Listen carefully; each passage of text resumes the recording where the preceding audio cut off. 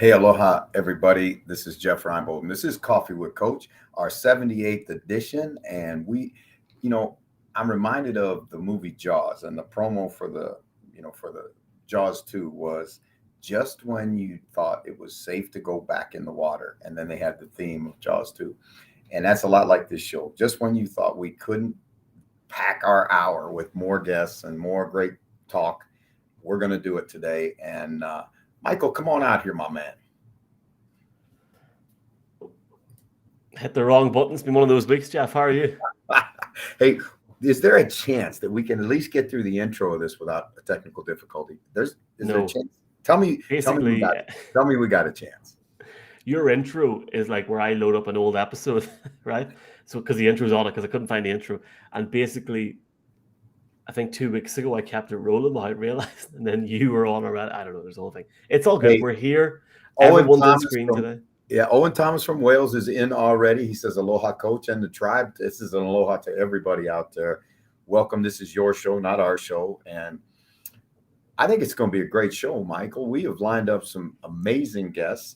But before we go to that, I got to tell you, I had a blast following Calm on his journey, his exodus, his trip, whatever you want to call it, back to the States. And you guys did some great stuff with, photoshopping his head on thing. I mean, it was funny, but it was really, really a great deal. Is he back now and is he resting?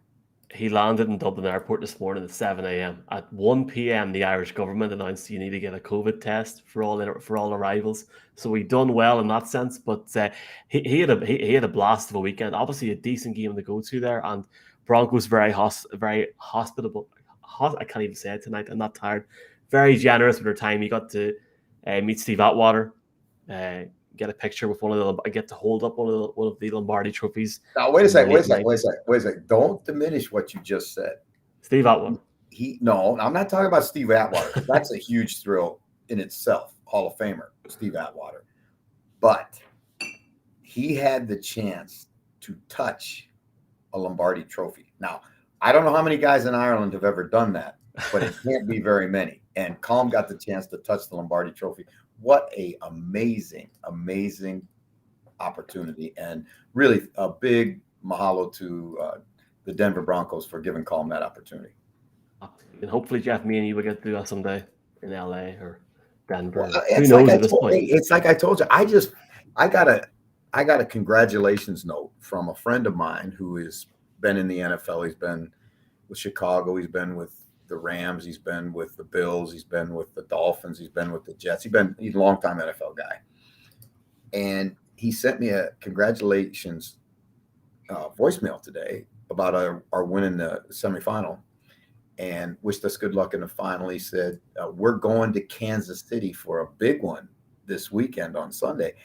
And I thought to myself, I didn't even know he was with the Broncos. So we got a little in at the Broncos now, man. Maybe we'll get some insider information. Who knows? We've got a bit of. I was going to say we've got an insider coming up as our first guest. You've got a stock show today. Got a guy from PFN on the second. You've got 49er Faithful on. Obviously, the whole Jimmy G thing. What's going on there, Jeff? And then another great guest after. But obviously, yeah, congrats on the weekend. Delighted for you. You're one game away from the big time, Jeff. Are you going to fly me over for the Grey Cup final? Is that the plan? Yeah. Hey, listen. If you come over here on full scholarship, I'm telling you, full scholarship, nothing. But you better be double vaccinated or you can't get in the stadium. I'm triple vaccinated, so it's all good. I just don't know how I'm going to get home. It's just work and stuff. You may not get back in your own country. You mentioned about our third guest, and our third guest is Coach Jeff Jagosinski, who's been on our show before. But he's going to talk about that amazing performance by Aaron Rodgers and give us kind of a Packers update. And then we're going to talk about some of the skinny going around with these multi-million-dollar college football hirings and firings in the last week. So it's going to be a lot of fun. But let's get to Ollie right away. What do you say? Let's do it. And yeah, I am not going for the head coaching position at Notre Dame. Just want to put that out there. Let's bring the first guest. Hey, our first guest is Ollie Hodgkinson from Pro Football Network and is a big-time NFL fan, also a huge college football fan. And we're going to talk about both those two things. But Ollie, welcome to the show. Jeff, thanks for having me on. Really appreciate it. Good luck for Sunday before we start. I appreciate that, my man. But hey, as we have guests on the show, because everybody's football journey is a little bit different, whether you're a fan, a coach, a player, it doesn't matter. It's all the same, right? We all love the game. And you were talking about your journey, personal journey as a Dolphins fan, but also about Pro Football Network, because you guys have blown up, dog. Yeah, I mean, let me just set the record straight. I'm not a Dolphins fan myself. PFN was, and I'm a New England Patriots fan, so this puts me in. Oh, wait a second. Wait. Now, are you Simon Peter? I will deny you 3 times. I'll deny you. Is that one of those deals? Or were you a Dolphins fan and just said, "I've had enough. I gotta follow the wall"? No, I've been a Patriots fan pretty much since I started following the game. Pro Football Network was founded by a trio of Dolphins fans, so I'm kind of a little bit of an outsider, I guess. It's a bit of a sore point. The token, well, it's two of us, 2 Patriots fans within Pro Football Network, but yeah, the company was formed by some Miami Dolphins fans who were kind of well known in the Miami Dolphins media landscape through various different fan sites, and kind of had enough of. Watching the Dolphins, as everyone can appreciate, is a difficult business. So they'd had enough of focusing just on Miami. They wanted to cover the whole of the NFL, and that's what they went out and did. And it started as a small company, just 3 guys, and it got bigger and bigger with guys volunteering to write. That's how I started there, and it's grown and grown and grown now to where. We've got guys like Trey working with us. We've got guys like Adam Beasley, who left the Miami Herald to come and work for Pro Football Network. There's a team of 30 full-time staff, and we cover the NFL, we cover college football, and we cover the NFL draft as extensively as possible across Canada, America, and the UK. We've got staff based all over the world, across the pond. Well, I'm going to tell you something. You just, they say the thing, don't poke the bear, right? You have poked the bear, because we have a great Bears fan. I mean, we got some really good Bears fans that are in the tribe and watch every show. But Berlissimo is one of those, and he just hit us with. He called you a glory hunter because you're. Okay, so let me set the record straight. I get this a lot. When I started following the sport 10, 12 years ago, it was in the dry spell in between Super Bowl runs of the Patriots. And I didn't know that the Patriots had been as successful previously as they had. My brother got me into American football. I had no idea about the sport. I couldn't tell you a thing about it. I didn't get it. I didn't understand it. I didn't understand the rules. Didn't understand all the stop-start. And my brother sat me down and we watched a couple of games. And as you do in this country, played some Madden and got familiar with the rules. And once I figured it out and got into all there's so much of the schematic and all those sort of things that makes the NFL so brilliant. And once you start understanding that and you figure out the chess game that is the NFL, I was blown away by it. But the Patriots were the first team that I watched. Baltimore Ravens and New England Patriots. Joe Flacco was the quarterback. I'm going to anger some Ravens fans now. So Joe Flacco was the quarterback for the Baltimore Ravens, and I took a dislike to this guy. So I wanted the Patriots to win the game. I'm a big culturally, I love everything to do with Boston. Dropkick Murphy is one of my favorite bands. It just all tied together to be a New England Patriots fan. Then I found out they'd been super successful. They went on to be super successful again whilst I was a fan. And yeah, you get called a glory supporter a lot, but there's some true meaning behind it without the glory behind it. All right, put your Pro Football Network hat back on, and let's talk about that young quarterback in New England who, now, again, analytics are analytics, right? And I only go so far on analytics, but in the last, I think, 4 games is what I saw. He is playing better, statistically better than any other quarterback in the National Football League when it comes to, passer rating, pass efficiency, those kinds of ratings. As a analyst, and I'm going to ask you to put 2 hats on. You can put your analyst hat on forwards and your Patriots hat on backwards. But tell us about Mac Jones. Tell us about your take on Mac Jones. I think Mac Jones is the perfect example of why, when you're evaluating any prospect, but particularly when you're evaluating quarterback prospects, to make that leap to the NFL, you can have the strongest arm in the world. You can be the most accurate quarterback. You can be an amazing creator with mobility, like we're seeing with guys like Lamar Jackson and Russell Wilson, and in the upcoming NFL draft class, guys like Malik Willis and Louisville have got another guy, Malik Cunningham, who is insane with his legs as a creator. But it doesn't that matters, obviously, but the one thing that people don't take into consideration enough when evaluating quarterbacks, the potential for quarterback success in the NFL, is fit, is landing spot. And Mac Jones could not have landed better. For the quarterback that he is, he couldn't have landed in a better spot than with the New England Patriots. And as an analyst, I wasn't super high on Mac Jones. I didn't think he was a first-round pick, despite the success he'd had at Alabama. I don't think he was the best quarterback in that class. He was no Trevor Lawrence. I really like Zach Wilson as he came out of BYU. For some of the reasons that we've touched on there, the mobility, the creation ability, that strong arm that Zach Wilson has. And I didn't think that Mac Jones had those tools and those attributes to come in and play to the level he has. But he's come into the Patriots. He's come in and he's landed on his feet with a perfect landing spot for his game. He reads the game so well, and he's just playing at such a high level for a rookie that is kind of extenuated by the situation that he's in, the landing spot that he's in. Could Mac Jones have gone into Jacksonville and been the quarterback that he is at the New England Patriots? No, he couldn't.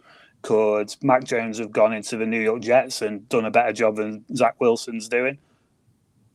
Possibly not, but he fell into the New England Patriots, which is just the ideal landing spot for him. Well, I think you touched on, Ollie, a really, really critical point is that, everybody talks about Brady and the fact that he fell to the 6th round. And, we've all seen the pictures of him in his shorts at the combine where they do the beauty contest pictures. And he looks like he's got a 50-year-old man's body and he was a part-time starter at Michigan and the whole story.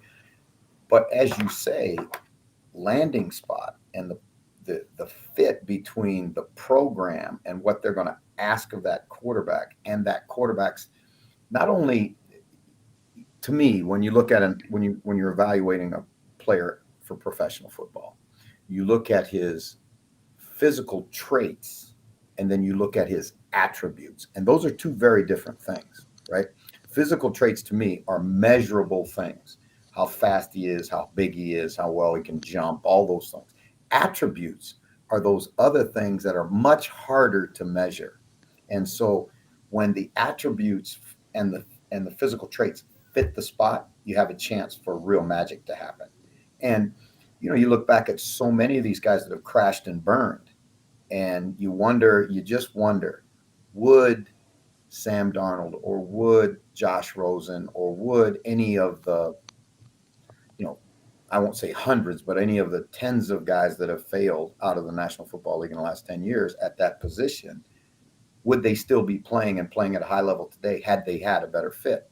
That's one of the great things about the draft is you better go and you want to go to some place that understands you. Because think about this, 6th rounder, 32 other teams passed on you 6 times, and the Patriots passed on him 5 times. So that's how he's the greatest that's ever played the game. And that's how important fit is. Yeah, for sure. And like I say, Mac Jones you mentioned guys like Sam Darnold and Josh Rosen. You see what Sam Darnold's failed to do for Carolina Panthers behind that absolutely abysmal Carolina Panthers offensive line this year. If the New England Patriots offensive line had been as abysmal as the Carolina Panthers offensive line's been this year, Mac Jones isn't the quarterback that we're seeing right now either. There's so many things that have to fit into place and have to come together perfectly to guarantee success straight away in the NFL. All right, now we talk about college football some. We had a former Georgia All-American, Ben Zambiase, Hall of Famer at the University of Georgia on the show last week. We'll continue to talk about college football as we go through the college football playoffs and the bowl season, then look ahead to the draft. But as a guy who loves college football, I know you do love college football, Ollie. What has been your college football story of 2021? Oh, there's so many. There's so many. You look at, I mean, you referenced Georgia there. I don't think anyone saw Georgia having the level of defensive dominance that they've had this season. Just almost record setting. I wrote an article a few weeks ago about comparing this Georgia defense to the elite units of the past, the Miami Hurricanes units, the FSU units of the past, and this Georgia unit is up there, you know, and they've got guys, they can rotate guys in that front seven, in and out without any drop off. They're averaging just under 7 points allowed a game. It's just insane. Like, I don't think anyone saw that. So that's one of those great stories. You look at a team like UTSA, a young team who, although they lost to North Texas this last weekend, had gone on this incredible unbeaten run and managed to get into the college football playoff top 25. You know, with guys like Sincere McCormick and Frank Harris and Zachary Franklin. That's a team that just have exceeded expectations. And there's so many of those this year. It's been such a wild season where there's been so many teams that have exceeded expectations, and they've done it in such a breathtaking way. You know, you Wake Forest and Pitt, the ACC championship game this weekend. Both of those teams. Who would have figured Wake Forest and Pitt? Exactly. Well, I tell you a guy who did. A guy I know, AJ Moore. He was straight on Wake Forest from the start of the season, and I was like, I'm not having any of it. I'm a Boston College fan, and I wasn't having any of this. Wake Forest are going to run the ACC, but hey, look at him. Sam Hartman's garnering attention as a 2022 NFL draft prospect. Wake Forest they've just been sensational. Maybe not so much defensively. You know, we touched on Georgia. Wake Forest certainly haven't been able to achieve those levels of defense, but you know, great story. Great story with Kenny Pickett coming back for another year and blowing the college football landscape and the NFL draft landscape wide open. It's been those two guys have been great. You're a Hawaii guy. You look at the Mountain West, Utah State. Who had Utah State being in the Mountain West Conference championship game this weekend? Nobody. They were so bad last season, and they've just been an incredible. So this wherever you want to look, every conference, all the way through from the FBS down to the FCS. There's just so many great storylines of this season. There really has. It's just been amazing. It's just been amazing to watch and to be able to work and cover this college football season has been just a dream, really. Two of the best jobs in America, Ollie. Two of the best jobs. If you're a highly successful Division I coach, that's a great job, right?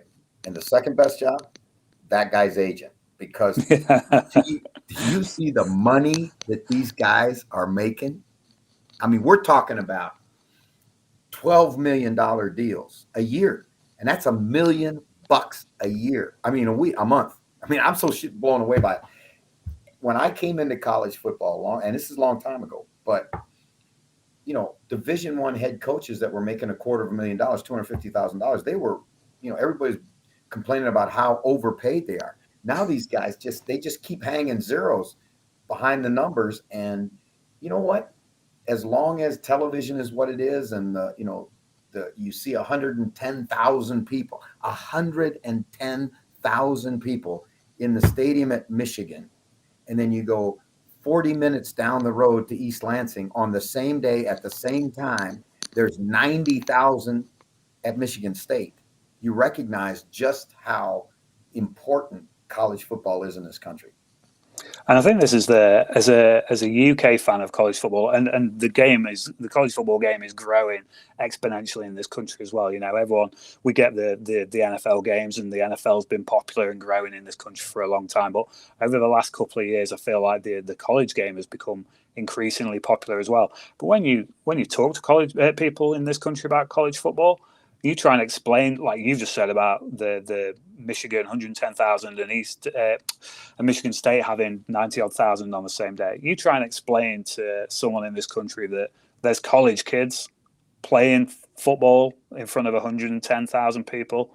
Like, that's something really difficult to understand, I think, for people over in this country, unless you are a fan of the game. It's absolutely wild. And you mentioned the money involved with head coaches as well. I think the craziest thing about that is the amount of money that head coaches can still be earning even after they've done a really bad job. Like, I would love to suck at my job and get paid millions of pounds further on down the line. That would be awesome, right? You know, we got some great great takes that have come in. Berlissimo says, Mel Tucker had his rep destroyed by Mark Trestman and Emery at the GM at the Bears. I'm happy he had a chance to go to Colorado and now Michigan State, who've extended him with a big $10 million contract. And beyond that, this is what people have to understand. There is an agent named Jimmy Sexton.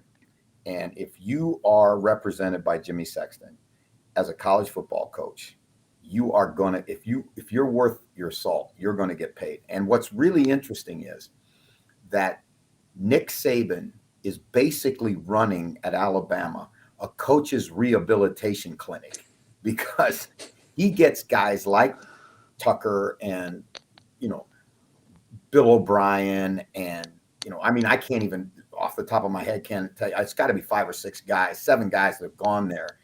Steve Sarkisian, guys that have flamed out other places, rehabs their reputation and then puts them out into, big time jobs. Butch Jones. I mean, all kinds of guys. And that's what's available to guys now in college football. It used to be that if you're a college coach, you aspired to the NFL because that's where the attention was, that's where the focus was, that's where the money was. But I'm going to tell you, when you talk to, when we had Ben Zambiazzi on and he talked about life as a Georgia football player, I don't know if it gets any better if you're playing for the Falcons. Now you're making more money, but I'm telling you, in terms of how you're looked at, and he talked about the Florida Georgia game and walking off the field at the end of the biggest cocktail party in the world, which is how they refer to that game, and the $500 handshakes that were going on from Georgia boosters as you're coming off the field. So I just really think it's amazing thing. Yeah, I've spoke to a number of college players as they've come into the NFL draft, and when you've played at a big program like you referenced Georgia, we talked about Michigan, some of the biggest college football programs with those huge game day atmospheres, the step up to the NFL isn't really that big, and for some of these guys, it's a step down in terms of the stadiums that they play in. And I've spoke to guys who've played in Texas high school football as well, and even at that young age, as a high school prospect, the media glare in Texas, the stadiums that they play in, it's huge. It's huge, and you struggle to really get a grasp on how big that is. We focus so much on the NFL, but the football is huge. Football is huge across all levels, across all states, and hopefully it's getting across all countries as well. I'm going to tell you one story, and I'm going to let you go. But my son played his junior high football and was ready to go to Highland Park High School in Dallas when I was coaching at SMU. Now, Highland Park is the same program that produced some really, really good players, including Matthew Stafford, right? And now this is no word of a lie. I went to his first 8th grade practice. You know how you're a dad and you don't want to go, but you really gotta. So I'm down. I kind of creep because his junior high was at the end of our street, and I kind of creep down the street and I'm hanging behind some bushes as the kids come out to practice. And Ollie, there were 250 kids suited up for the first day of 8th grade football, and then he came home and he said, Dad, do we want tickets to Highland Park games on Friday night, Friday night in Texas, right? And I said, what do you mean? He said, well, you have to be on a waiting list to get tickets if you want to go. They had a 24,000 seat stadium and you had a waiting list to get tickets to a game. That's high school football in Texas. And that's 4A. That's not 5A. That's not the big schools. That's the step down. I often ask guys who've played at the Texas high school football level, I go, oh, you've seen the Friday Night Lights TV show, you've seen the films, you've seen the TV series. I was like, is that what it's really like playing Texas high school football? And without fault, like every guy is like, yeah, that is it. That is it. The whole town shuts down. Everyone's at the game. It's crazy. Absolutely crazy. Well, Ollie, it's been a blast having you on the show. Thank you very much for coming on. We're going to get you on again. And I want to continue to talk about college football because I think it's something that's, obviously topical as we go through the playoffs, but then into the draft and kind of your take going forward to the draft, because the draft is the second season of the NFL, as you know, and we will cover it in depth. So Appreciate you very much, my man. And now tell everybody how they can get to what you do at Pro Football Network. Okay, thank you. No, thank you for having me on, Jeff. And like I said at the start, good luck for Sunday. So you can find Pro Football Network at www.profootballnetwork.com. Find us on Twitter at PFN365. You can also follow our draft-specific Twitter handle at PFN Draft. And we have all the videos we can find from prospects playing in college football across the college football weekend, and provide a little bit of analysis and a little bit of tongue-in-cheek analysis as that. Try and keep it a bit of fun as well. And you can find me at OJ Hodgkinson on Twitter. I appreciate you, my man. Thank you very much for being on the show. Cheers, Aloha. Jeff. Thank you. All right. What a great guest, and a really, really interesting, really some great takes there, Michael. It was kind of cool to have him on. We're going to have to get him on as we get closer to the draft, because the draft is, like I said, the second season in the NFL. But it is this season right now, and there's a hot team in the NFC West, and you better watch out, because we're going to talk about them right now. We want to thank everyone for the comments. I have got there's people tweeting you as well, Jeff. We'll read it out at the end after your third guest. Obviously, Barlissimo was loving the college football stuff as well. Thank you for that. And we'll get back to that. So. Hey, you know what? That brings up a good point, Mike, because we can't in an hour respond to everybody's tweet or take. But if you hit us on Twitter, I will do it after the show this evening or whatever. So again, please keep the comments coming. Again, great takes by everybody. Barlissimo is on fire today. Fred Flunk's in. So the whole crew, the tribe is. Do you know what? It's actually better, Jeff. It's actually better than somebody putting it in the screen, because then you see it as well after the show. It's good because you get the comments in. I think Lee's going to come on from 49er Faithful UK. Tell you what, Jeff, just while we get Lee set up here, I'm going to show you very quickly here. This was 49er Faithful UK had a meetup at the weekend for the Vikings game. I think it was in Bristol. We'll get Lee to come on in a second and confirm that. But a big turnout for a big game for them, big win for them. I'm going to go away and I'll bring Lee on, okay? All right. Welcome to one of the biggest 49er fans I know. And I know a number of really big 49er fans, but this guy they're no bigger than this guy right here. Lee Golan from 49er Faithful UK. And Jeff. I heard there was a blizzard, winter storm, crazy weather in Bristol, and you guys still got there and still had your meetup. We did indeed. So we had a joint meetup with the Vikings UK group. Obviously, it was the 49ers against the Vikings on Sunday night. Two very good teams going up against each other. We always knew it was going to be a close game. I'd actually predicted 34-31 Niners before the game, so I wasn't too far away from that. And the game lived up to all expectations. I think everybody enjoyed themselves down there. Our meetups are generally known for excessive alcohol that is drank, and I think we did okay this time. I drove back yesterday and I actually felt human, so that's a result. But yeah, I agree. I think we're the hot team. I think we're doing well, and I think hopefully it's going to be the old adage of it's not how we start, it's how we finish. Yeah, I think you're exactly right. And you look at pro football, and I don't care whether it's an 18-game CFL season or a 17-game NFL season. It is a marathon. It is not a sprint. And, the Patriots have done a great job historically of using the first quarter of the season to really find out who you are, who your players are, what they do well, and all of that.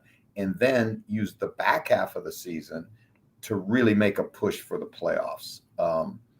So I agree. I think that the 49ers are a team that is to be reckoned with and to be watched very closely as we go forward.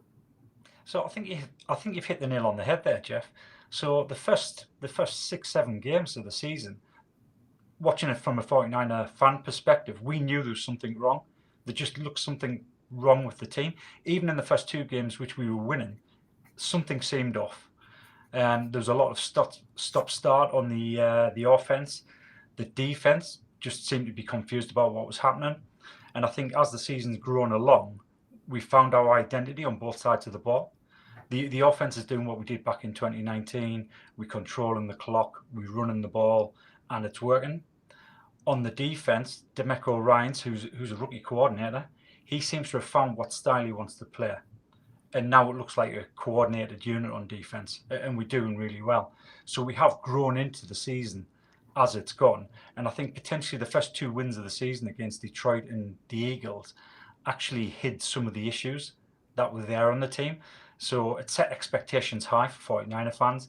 And then we were brought back down to earth with the defeats against the Packers, the Seahawks, the Cardinals in Arizona, even though those were quite close games and they could have swung either way. It came to a head after our bye week when we were absolutely humiliated by the Colts. And I think from then on, we've kicked on a bit. We had the blip against the Cardinals at Levi's, which, to be honest, was a bit embarrassing. But the last 3 games, we just look a completely different team. Well, I think, when you look at the 49ers, that there is a term that we as coaches use, and every once in a while you hear a media guy use it because it's, quote, it's coach speak. I don't think they even know what it means, but it's a term that is really, really, when I think about the 49ers, right?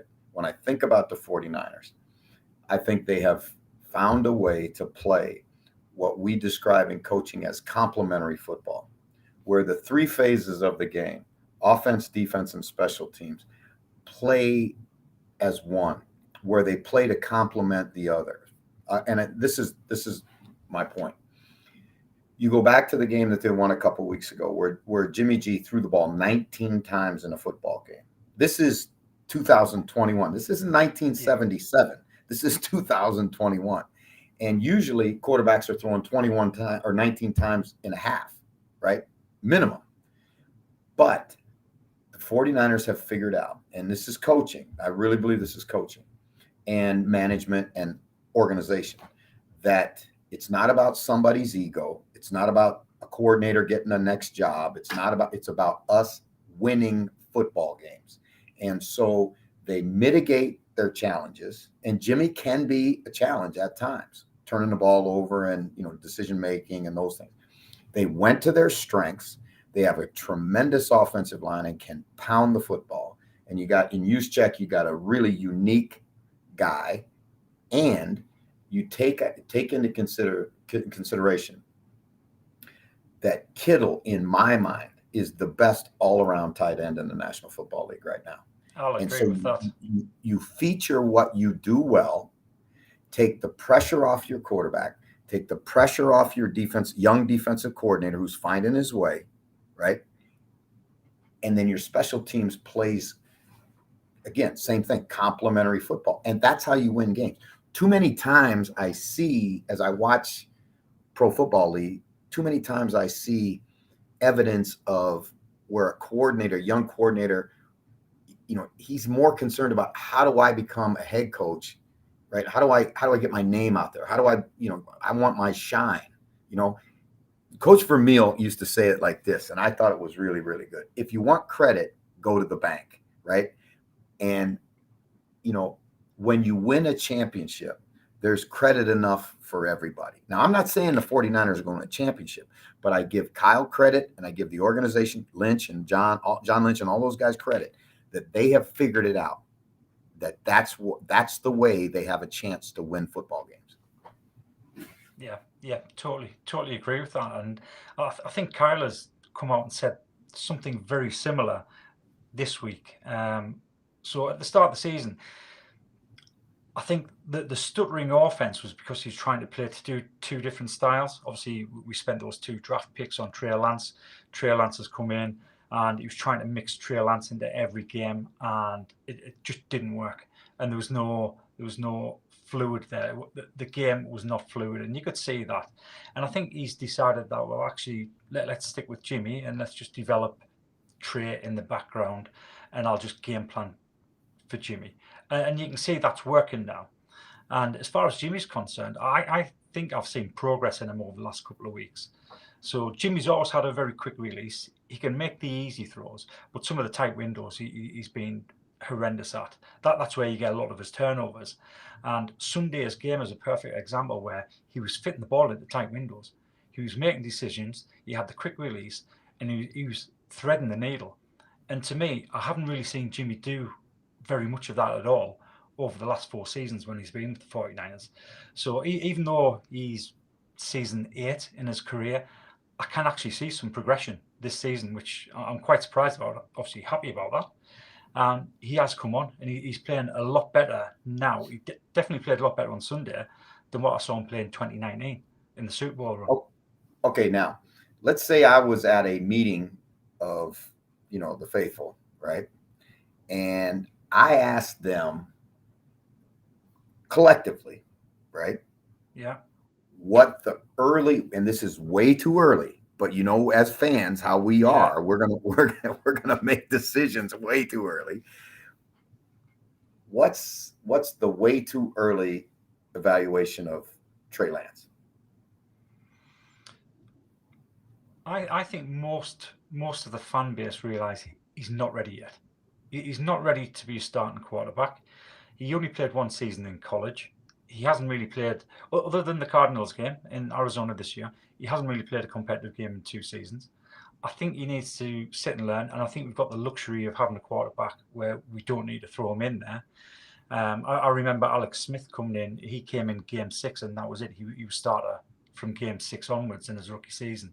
And then he had 7 different coordinators, and that didn't work out very well for anyone.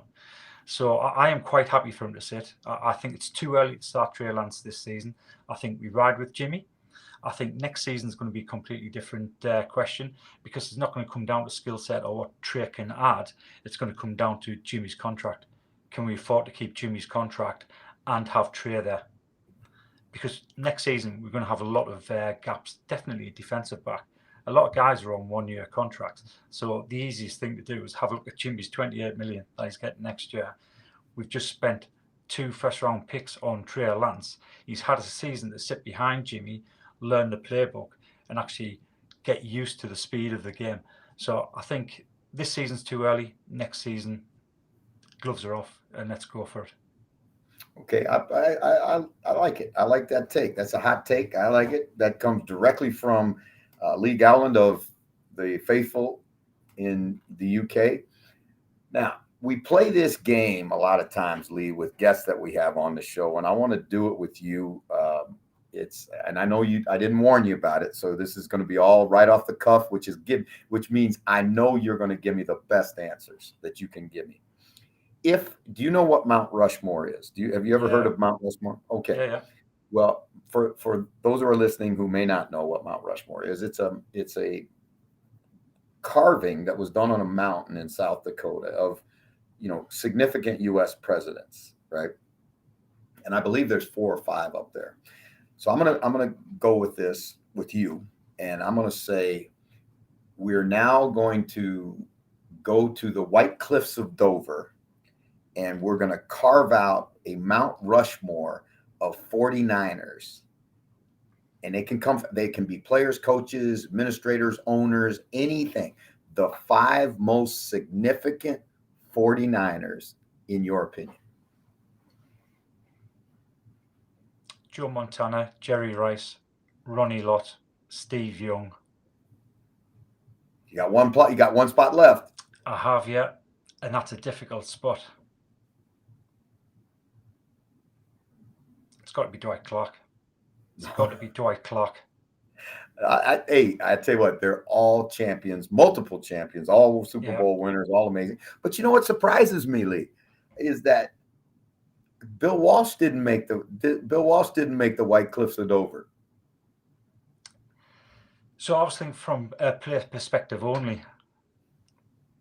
Okay. Now, last thing we're going to do, and then we're going to let you go. And again, thank you so much for coming on the show. You've been a great guest. We play this little game. It's a word association game. I blurt something out, and then you blurt back to me without thinking the first things that come to your mind. All right. I hope you've got a beeper. All right. Let's start with this one. Joe Montana. The catch. Bill Walsh. We will not be out hit this season. My buddy, Jesse Sapolu.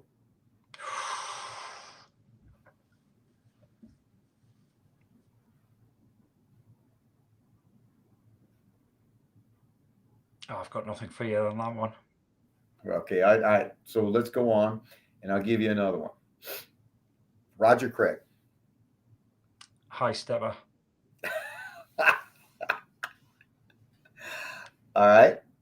The Dallas Cowboys. So you haven't got a beeper. Go on. The Dallas Cowboys. I just absolutely hate the Dallas Cowboys. Copycat. Okay, that's awesome, because when I threw that Cowboys in there because those Cowboy 49er rivalries have been legendary over time. I was going to use the Raiders, but the Raiders not being in the Bay Area anymore, I can't use them because that used to be a huge rivalry too. Hey, Lee, thank you so much for coming on the show. No problem, it was awesome having you. When is the next, for all Niners fans in the UK, when is the next faithful meetup? So hopefully it's going to be the Super Bowl. So 2 seasons ago, we decided to have an annual meetup for the Super Bowl, an informal meetup up in Newcastle. We tend to do an in-season meetup once a year, and we move that around the country. This year it was at Bristol. We've been to Manchester a couple of times. We've been to Birmingham. We've been to Edinburgh. We've been to London for the International Series games, and Newcastle is our annual Super Bowl meetup. Next year, we're looking at Dublin and potentially the year after Germany. Well, I'll tell you what, when I get back to Sky and I'm back in the UK, if you guys are having a meetup, let me know and I will definitely show up, because I would love to be around any group of fans that is so loyal that you would go through the weather that you went through last week to get to Bristol to meet up. I got to meet those guys. So again, we would love to have you, Jeff. Thank you very much, Lee. It was awesome having you on Coffee with Coach. No problem. Thanks a lot, Jeff. All right, brother. Thank you. All right, that was Lee Gowland from the 49er Faithful UK. And, man, you talk about some guys that love their football team. They are deep, deep, deep into the 49ers. Thank you, Lee. I've seen Lee saying cheers to you as well, Coach. And thanks. That was good crack. I love that 49ers jersey. That is a classy looking jersey. You're talking about guys that love football. You've got another guy here who loves football.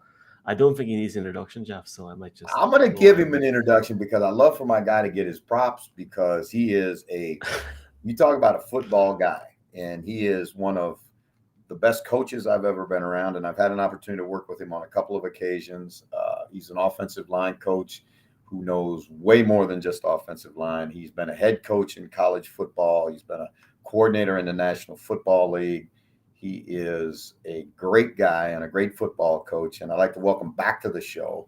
And we're trying. I might just make him a permanent member of the staff here at Coffee with Coach. You need to do that. Jeff Jagosinski, welcome back, Jags. How you doing? Hey, Jeff, how you doing, man? Hey, I'm awesome. But you know what, my man? Here's the thing that's shocking me, right? Dudes like us with gray in our beards. Yep. Where were those paydays that they're giving the college coaches now when we were doing that gig? Are you kidding me? $9-10 million to coach a college football team is unheard of. That's unbelievable. Jags, I was shocked. They talked about how LSU has a big treasure chest that they can pull money out of. But when they were talking about getting Lincoln Riley, and that was the speculation last week, on a $12 million deal, Jags, I'm not a math guy, right? But that's $1 million a month. Can you imagine that? I'm like, what? And you know what we are, Jeff, really? We're high-priced gym teachers. Just think about what we do, right? Hey, wait a second. $1 million a month. Don't do that on the show, because the people are going to start believing it, and these guys ain't going to make that kind of money. So I'm all for the money. I keep waiting for the trickle down to come. Oh, I know it. And even back 10 years ago or so, even more than that, money was good. It was still good. It was 7 figures, and that was unbelievable back then. And just, coordinators a couple of years ago weren't 7 figures. Now they're sitting there $2 million for being a coordinator in Florida. Yeah. Hey, now I want to go down this road with you, Jags. because you know Bob Stoops, you've worked with Bob Stoops. Obviously, you worked with Mark Stoops at Kentucky. Yep. Now, Bob's going to go back and try and be kind of, as I understand it, and maybe you know better, but as I understand, he's going to kind of like be the bridge guy between Lincoln Riley leaving and going to SC and whoever they hire in new. Do you think there's any chance that Stoops will want that job full time once he gets in there and starts to get his, that taste of it again? I would wish he would, Jeff.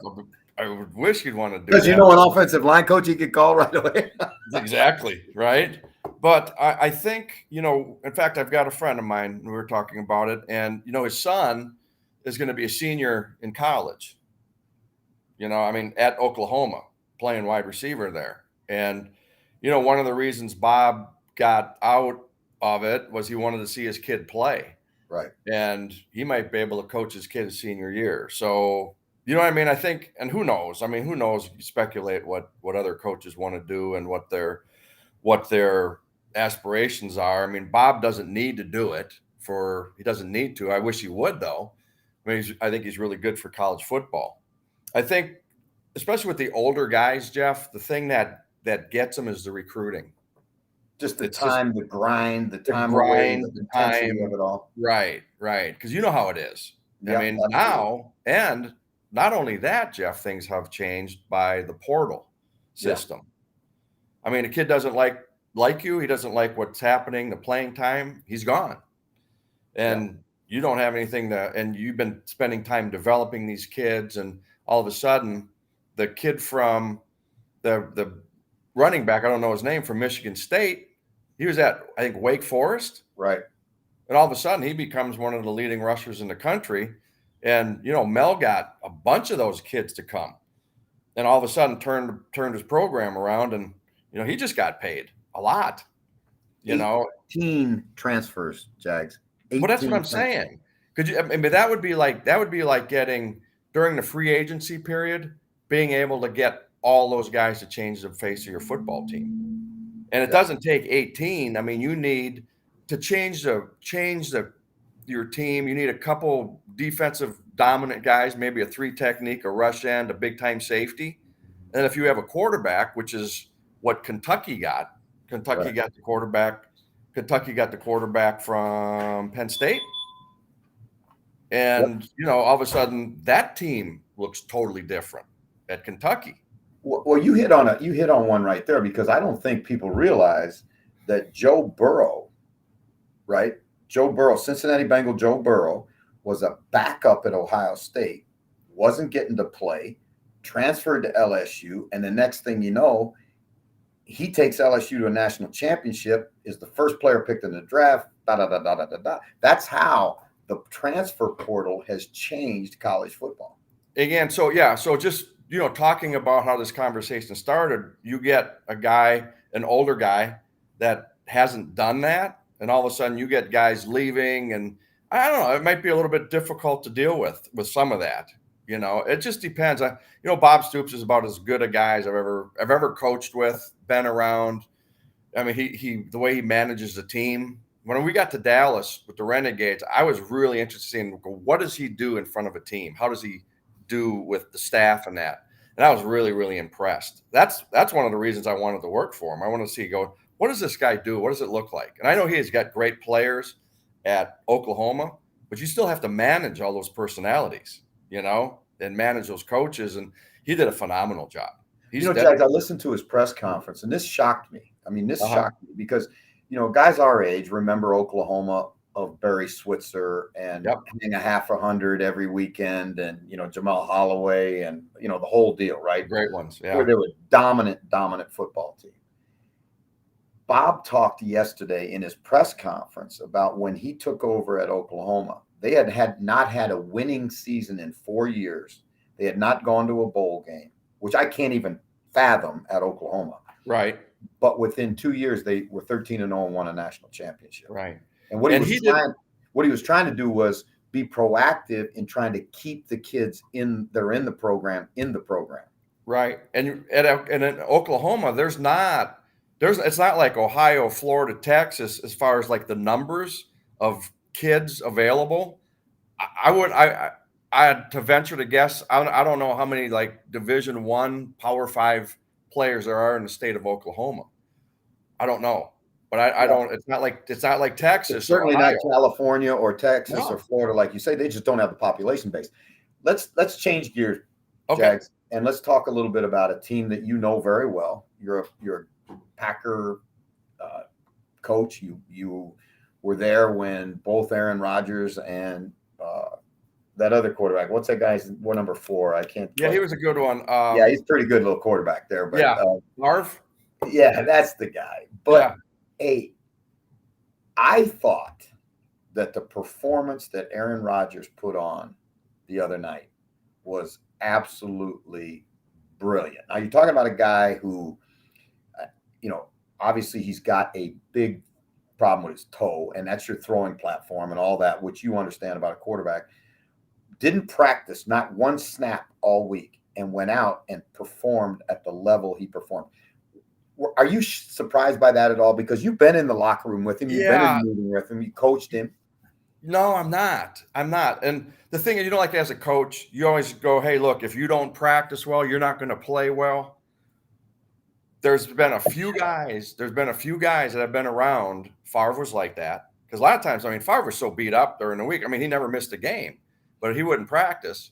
Charles Woodson wouldn't have to practice. And those lights came on.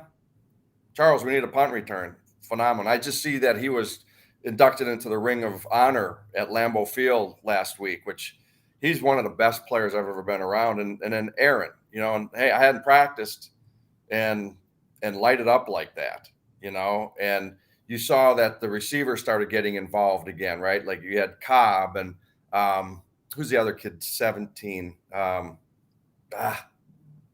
he's one of the best receivers in the league. And then they got to A.J. Dillon, the running back from Boston College, who's just a hammer, and he's playing really at a high level right now. So with saying that, if you don't have a quarterback, Jeff, I don't care what league you're in, what level you're on. If you don't have that guy, man, you're just going to struggle. And I think I said a couple of weeks ago when we were talking, without him, I think they're a 9-7 football team. I just do. It's interesting, how competitive these guys are. Jack, because Devontae Adams, who's the number 17 that you were talking about. That's it. After the game, OBJ wanted to trade jerseys with him, right? And everybody knows that there was some conversation between OBJ and the Packers and all this about going to Green Bay and being that other weapon on the other side of Devontae Adams. And Devontae was kind of trying to help recruit him. And Devontae's response was, no, I'm not giving you my jersey. Go get Cooper Kupp's jersey. You want to be with him? Get Cooper Kupp's jersey. Right. So that's an indication of how ultra competitive these guys are. And you have to be to play at the level these guys play. Yeah. And those guys, and, just a couple stories, Favre, just started talking about Brett. This one came to mind because they were watching Michael Strahan got inducted, right? They retired his jersey up in the Giants. And one of the things they showed on here was him getting the sack to get the leading record of all time. Yeah. When you look at that, the line coach, Larry Bechtel's line coach, was livid because he thought Favre laid it down to get that sack, right? And when you watch it, and I remember Larry coming in after the game and just livid, right? Because he gave up a sack. But when you watch it, I don't know. It just, I remember that like it was yesterday. When I saw that, I just started to laugh. I said, you know what? I really think that that's part of, we were just talking with a guy that does the evaluates the draft, and we're talking about, their traits and their attributes. Traits are the physical measurables, and attributes are those things like competitiveness and toughness and heart and all that stuff. And I think when you look at coaches, you have to look at the same thing. And one of the traits or attributes that most coaches have is they are incredibly competitive. And I don't care if it's checkers or, drinking beer or playing football. They want to win at everything. Right. And even like the spring league you and I coached in, super competitive. Guys yelling across the field. Guys right? breaking the rules in the old Al Davis. If you ain't cheating, you ain't trying. Hey, they're bringing 6, right? Remember, they're bringing 6. You can't play cover 0, and and after the game, there was a kerfuffle in the tunnel. Hey, we were almost trading hands in the tunnel. I mean, it was like this is a spring league. I know it, and I just looked back. I heard everyone rumbling and all that, and I said, "Holy cow, I'm getting out of here." Hey, listen, man. As always, it's really, really a blast to have you on the show. Oh, Jeff, you're the best. We're gonna do this on a regular basis because I think for me personally, having you on the show, Jags, is an awesome thing, and I'm sure for the listeners and the viewers to have a guy with your experience, your expertise, and all you bring, it's a lot of fun. Let's do that, Jeff. And you know how I feel about you. I think you're one of the best football coaches I've been around too. And people don't know it because they're not in the meeting rooms and they don't listen to how you relate to football players and the players. You're as good of guy at that as I've been around. I mean, you really are. I mean, especially as a special teams coach, you're coaching all of them. Yeah. You have every You know what, Jags? I still hold out this hope, right? As we become Lions in the winter, right? I still hold out. Just give me one more shot, and I want to do it with you because it would be a lot of fun. Yeah, it will be, Jeff. And I tell you what, the thing is about coaching and the profession, it's all about the relationships that you had with guys, and that's the fun part of coaching. That's the one thing that when I'm not doing it, I really miss. Is just being around the guys and the players. That's the fun part. So, you're exactly right. Thanks for having me on, Jeff. Listen, my brother, we'll get you on again next week. Sounds awesome. good. All right. Have a good one. Take care. Good luck this week. Hey, thank you very much. I appreciate that, Jagsy. All right. See ya. All right, that's Jeff Jagosinski, ex-Packers, Falcons, Tampa Bay Bucks, and Boston College head coach. One of the really good guys I know in coaching and a great, great football coach. Michael, it has been an unbelievably fast hour, my man. It has, man. It has. I don't want to take up too much of your time because I know you got a game this weekend. Just very quickly, I know there's been loads of comments. I know you've replied to them on Twitter and stuff. Barlissimo, Fred Flunk, everyone's commenting on YouTube, and it's a few interesting shots on YouTube there as well. Thanks for joining in, lads. You've got absolutely brickloads of notifications, Jeff. Shout out to everyone that's watched that. Mark Jones, yes, Jordan. I'm serious about this because this thing began on the porch of my brother's house on Kauai, and it's grown into what it's becoming. And we're committed to the fans, the people that love football, and it could be NFL football, college football, doesn't matter. And if you care enough to send a tweet or a take or a message, we will certainly follow up on it because, again, this is not here for you and me. It's here for the fans. 5 points, one word answer, 30 seconds, and we get out of here, right? This weekend. Bengals, Chargers. Boy, I tell you what, the Bengals are one word answer. Bengals are a hot football team right now, but I'm going to say the Chargers. Okay. Raiders, Washington. The Raiders. All right, moving on. Seahawks. I'm not even going to ask about Seahawks Niners because Seattle have done everybody. Seahawks are in deep trouble. Deep cojones. 2 big games, and this is 2 late nights, Jeff. Who the hell thought this is a good idea? Chiefs, Broncos, Sunday Night Football. NBC are laughing. They flexed that game last week for the crack. Who have you got? I'm going to tell you something. The Broncos are going to give the Chiefs all that they got. I just don't know if the Broncos have enough offense against the Chiefs. Chiefs are starting to figure out how to play defense. So I'm going to take the Chiefs in a close one, even though it's an old school rivalry, this one. 11 games. The Chiefs have won the road Arrowhead against the Broncos. I'm giving my pick away at the weekend. Bills, Patriots, Jeffrey. Patriots. Monday Night Football. I'm telling you, I think the Patriots right now are playing the best football in the National Football League. Oh, I need to sit down and think about it. This is a big week. It's some really, really good games there. Obviously, those games are in Sky as well. You're on BT at 5:30 on Sunday. The very, very best of luck. You're 1 game away from the big shot. So wishing you all the best, Jeff. And as always, thanks a million, man, for letting me be part of this. Thank you very much for coming and be a part of this thing, Michael. You make it magic. I appreciate you. And everyone watching. See you next week, Jeff. Yeah, see you next Tuesday. All right. Aloha.